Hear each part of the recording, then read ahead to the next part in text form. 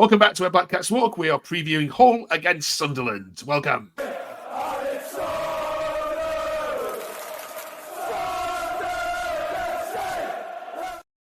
Welcome back, Leo and Dylan. And you got your tickets for the MKM, Dylan, I'm sure. Leo will be watching from afar. And thank you very much for joining us as we preview this. What do we call this one a derby, Dylan? No, I hope you've asked us that to get a bite out of us, because absolutely not. Good. Yeah. Hull fans actually look forward to this one. When I asked them which fixtures you look forward to, they go Leeds, Sheffield Wednesday, then Sunderland. I don't know why. Maybe they. I think it's just it's a nearby, easier way. It's always. To be fair, I've not made it to one yet, but lads I know who've gone, they've always said it's a good away day, and I suppose if you do get beat, it's only a short journey back instead of having to come back on like a 7-hour journey from Portsmouth or something. So yeah, no, I see. I probably see why. No, to be fair, it is one of the best away days. It is. All right. Okay, we're asking you who should start then. Let's have a look at the team that started against 2 weeks ago against Leeds, shall we? All right, then let's make some changes or let's make some alterations if needed. Leo, this is the team that started against Leeds.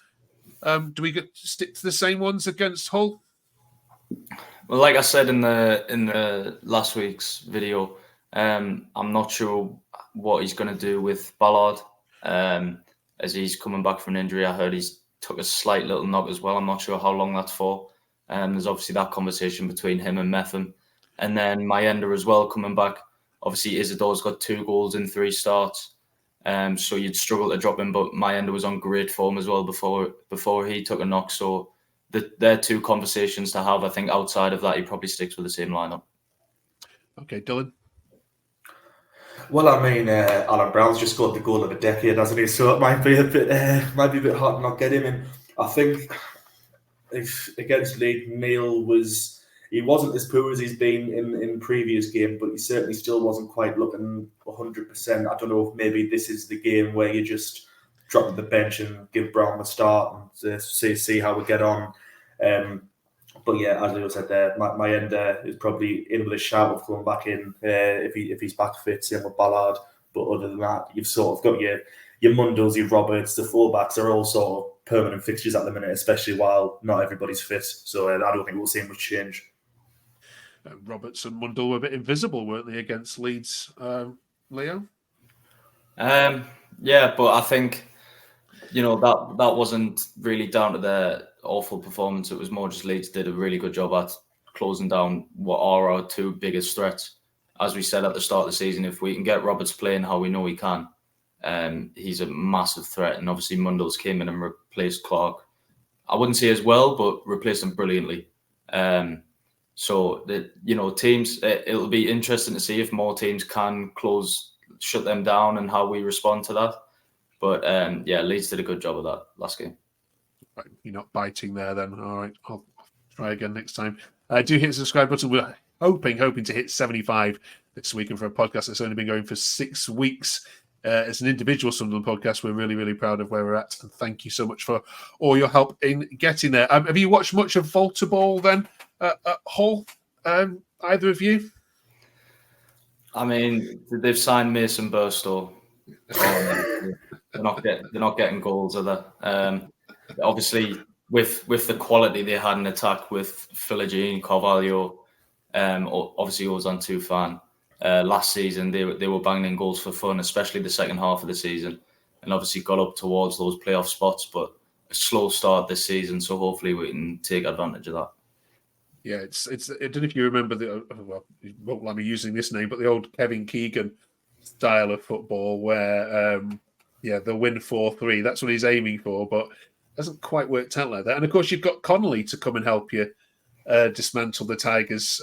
So it's just written, isn't it, that if he's fit and can pop up with one, it's going to be the battle of the ex-strikers. Dylan, how do you see it going?